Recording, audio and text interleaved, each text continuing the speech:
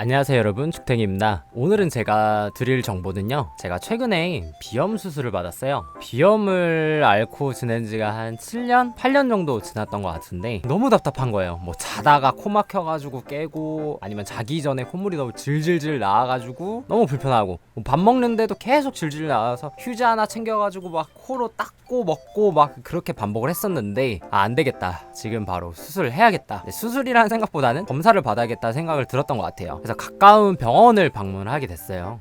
큰 병원 가기 전에 어느 정도의 결과는 나올 것 같으니 방문했는데, 바로 카메라를 댄 건 아니고 여기 코를 이렇게 들고 보시더니 이거 비중격 망곡증이다 라고 말씀하시더라고요. 비중격 망곡증이 이렇게 간단하게 판단할 수 있는 문제냐, 이 비중격이라는 것 자체가 이 콧구멍 사이에 있는 대를 말하는 거예요. 코를 들어서 봤을 때 의사 선생님들 눈에는 바로 보이시나 봐요. 이렇게 결과가 바로 나왔다면은 눈에 보일 정도로 휘어있나 보구나라는 생각이 들었어요. 비중격 망곡증이라는 것 자체가 이렇게 코 대가 이렇게 있고요, 일반적으로는 이렇게 중앙으로 배열이 돼야 되는데 비중격 망곡증 같은 경우는 뭐 한쪽으로 이렇게 휘어 있는 거죠. 그래서 숨통은 한쪽이 이렇게 넓고 한쪽은 이렇게 좁혀져 있는 상황. 그래서 비염인들이 뭐 한쪽 코가 막힌다 했던 이유가 이런 부분도 있었던 것 같아요. 물론 제가 다루는 부분이 이런 비중격이 휘었을 때 해당되는 거고, 다른 증상으로도 한쪽 코만 막힐 수도 있다는 점은 배제해 주시고 봐주시면 좋겠습니다. 큰 병원을 제가 직접 찾았어요. 아무래도 이 구조상 수술이 들어가기 때문에 뭐 성형 쪽으로도 갈 수 있는 거고, 아니면 이비인후과 전문적으로 할 수도 있는 건데,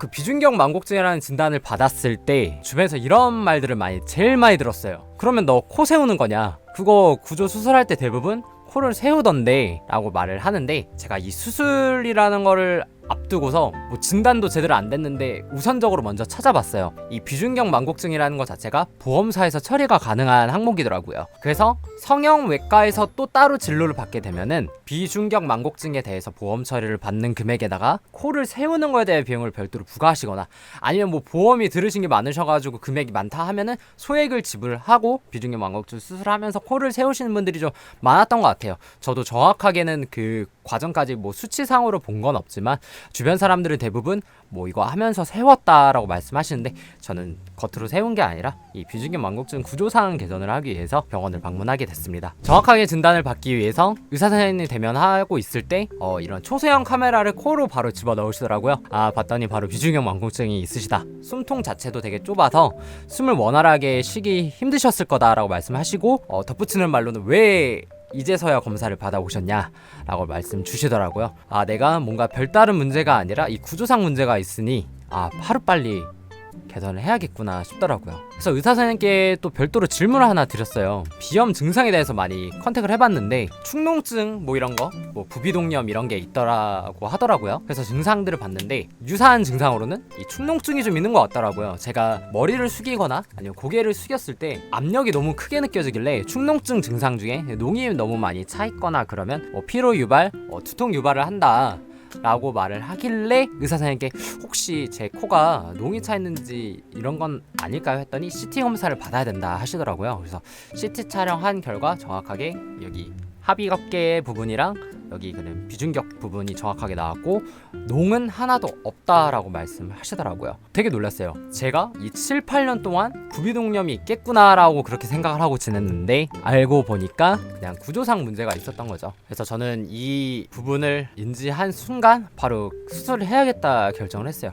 그 다음 주에 아마 바로 수술을 진행했던 것 같아요. 수술을 하고 나니까 직장을 다니시는 분들은 좀 어려움이 있으시겠더라고요. 누구는 이렇게 비중격 망곡증을 수술하시고 나서 바로 일상생활에도 지장이 없었다 하시는 분들도 있는데, 저 같은 경우는 회복 기간까지 따지면은 최소 2주 뒤부터는 그래도 활동이 제대로 가능하겠다 싶더라고요. 그래서 저는 이렇게 백수라든지 오랫동안 휴가 기간이 있으시다면 그때 수술하는 걸 추천드리겠습니다. 과정은 뭐 수술하기 전에 전반적으로 뭐 피검사라든지 추가적으로 여기 제가 진행한 곳에서는 알러지 검사를 해줬어요. 비염이라는 것 자체가 이 비중격 망곡증이나 합의각계 수술을 끝낸다 하더라도 비염 증상이 있을 수 있는 거죠. 알러지 검사는 수술 직후에 나오는 게 아니라 수술 후 어느 정도 기간 지나고 나서 한 일주 정도 걸렸던 것 같아요. 그때 결과표가 나오는 것 같더라고요. 수술은 이제 전신 마취로 진행했습니다. 저는 약간 그런 걸 선호해요. 부분 마취 해가지고 거리다가 끝나는 걸 원하지 않고 주사 맞고 한 10초 정도 샜다가 눈 감았다 뜨면 내 코가 수술이 돼 있는 느낌. 다만 그 고통은 계속 밀려오겠죠. 그런 부분이 저는 오히려 괜찮다 싶어가지고 수면 마취를 진행했습니다. 이제 침실에서 눈을 떴을 때는 제 코에 이렇게 거즈로 이렇게 그 원피스 보시는 분들 있으신지 모르겠지만 원피스 흰 수염 마냥 이렇게 거즈를 이렇게 대고 있었어요. 이제 아무래도 피가 계속 나오니까 피가 고이고 막 코피처럼 계속 나오고 진물도 나오고 그러니까 계속 막고 있었어야 됐어요. 제 코에는 이미 여기 보이시는 코 자체에 솜이 다 가득 찼다고 보시면 될 것 같아요. 그래서 이 상태로 아마 2일인가 3일 정도 지내고 병원을 와가지고 솜을 뺐던 것 같은데, 와, 무슨 코에서 거짓말이 아니라 진짜 뭐 이만한 이 정도 길이 되는 솜이 막 우르르르 나오는 것 같다는 느낌을 받았어요. 저는 와, 내 코에서 벌레가 사는구나, 벌레가 나를 여태까지 괴롭혔구나 라는 생각이 들 정도로 뺄 때 통쾌하기도 한데 그 느낌 자체가 좀 멋이기 해요. 그래서 혹시나 수술 받고 나서 저처럼 공감할 수 있는 분들은 공감해 주셨으면 좋겠어요. 무슨 이런 얘기를 하려는 게 아니라 수술 후에는 바로 괜찮아지는 게 아니라 이런 거즈를 계속 제가 갈아 껴줘야 되고 잘 때도 어느 정도 받쳐줘야 되고 솜 껴있는 기간이 가장 힘들었던 것 같아요. 한 2-3일 정도 밥 먹을 때도 자꾸 귀 멍멍하고 이렇게 답답하고 그러니까 그때만 좀 많이 힘들고 그 다음에 2주까지는 어느 정도 약간의 불편함이 있었다. 지금까지 말씀드렸던 부분에 대해서 정리를 한번 해드릴게요. 우선은 가까운 의원을 방문하셔가지고 검사를 한번 받아봐라. 추천서가 있다면 추천서를 받아서 큰 병원을 가셔도 좋지만 직접 컨택해가지고 방문하셔도 좋습니다. 뭐 이비인후과 전문점이라면 이비인후과 전문점으로 이중경 망곡증을 수술을 하면서 뭐 코를 세우시고 싶으시다 하시면은 성형외과 쪽에 별도로 진단을 받아보셔야 된다는 점, 이 부분 알고 계시면 되고요. 두 번째로는 보험을 좀 알아보세요. 실비가 있으시면은 실비 청구하셔가지고 수술비 받으시면 될 것 같고, 제가 맡고 있던 데에서는 90% 정도 금액이 나왔던 것 같은데 저도 사실 아직까지 청구를 안 했어요.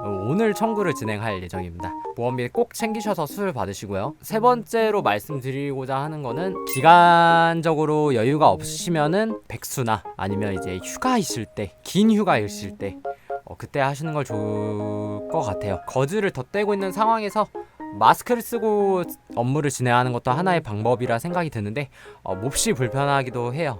예. 저는 이제 백수니까 좀 그나마 편하게 치료를 했던 것 같은데 아무래도 계속 직장을 다니시거나 뭔가 업무를 계속 하셔야 되는 부분이 있으시다면은 거즈를 하시고 마스크를 끼고 치료를 하시는 게 좋을 것 같다는 생각이 드네요. 지금 기간으로 따지면 이제 2개월 차로 접어든 것 같아요. 거의 저는 지금 비염이 없다시피 지내고 있는 것 같아요.